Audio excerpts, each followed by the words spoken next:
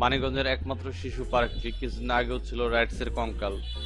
দীর্ঘদিন যাবৎ সংস্কারহীন অবস্থায় পড়েছিল মানিকগঞ্জ জেলার একমাত্র শিশু পার্কটি।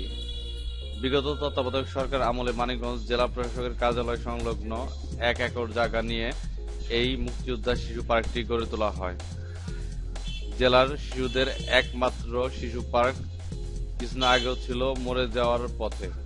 রাইডসগুলো পড়েছিল মরা কঙ্কালের মতো। পার্কটিতে বর্তমানে আছে স্ট্যাম্প ভেন্ডারদের ও রেকর্ড রুমে আসা প্রার্থীদের দখলে।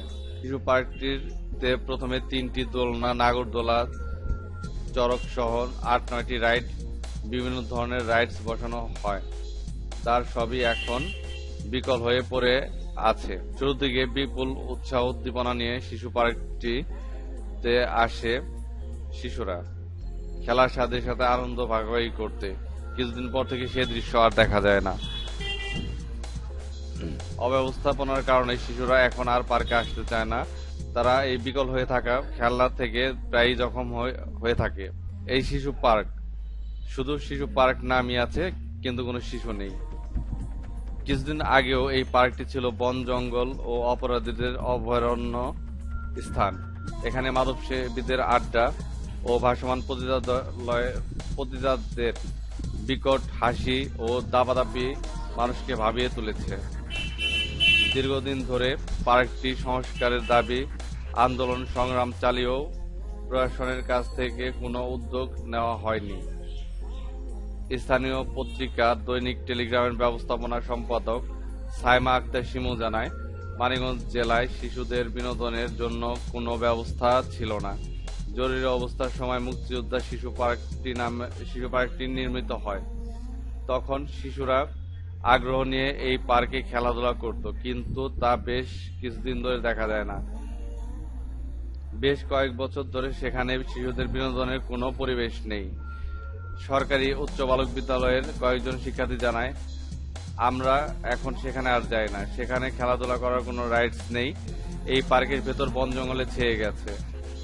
এতে মনে হয় সাপ ঝোপ এর আস্তানা গড়ে উঠেছে। শহরের বাসিন্দা দীপক দাস জানায়, এই পার্ক তো পার্ক নয়, নামে মাত্র পার্ক। আসলে পার্ক বলতে যা বোঝায় তার কিছুই এখানে নেই। শিশুদের জন্য ভালো কোনো খেলনার ব্যবস্থা নেই। যাও আছে তা ব্যবহারে অনুপযোগী। বাচ্চাদের নিয়ে যাওয়া ঝুঁকিপূর্ণ। দৈনিক জাতীয় পত্রিকা দৈনিক আজকালের খবরের পত্রিকার মানিকগঞ্জ প্রতিনিধি শফিকুল ইসলাম সুমন জানায়, মাদক সেবীদের অভয়াশ্রম ও ভাসমান পতিতাদের আনাগোনা থাকায় এ পার্কটি এখন ক্রাইম জোনে পরিণত হয়েছে। মুক্তিযোদ্ধা নামের এই পার্কটি যে বেহাল অবস্থা, তাতে করে মুক্তিযোদ্ধাদের নামের অপমান করা হচ্ছে। শুধু তাই নয়, এখানে সম্পূর্ণ নিরাপত্তাহীনতার কারণে অভিভাবকরাও তাদের শিশুদের নিয়ে পার্কে আসে না। রাতে কোনো আলোর ব্যবস্থা না থাকায় পার্কটি পরিণত হয়েছে বখাটে ও মাদক সেবীদের আস্তানায়। সেই সঙ্গে পার্কের ভিতরে যেভাবে বন জঙ্গলের ছেয়ে গেছে, তাতে সাপ, পোকামাকড় ও বিভিন্ন।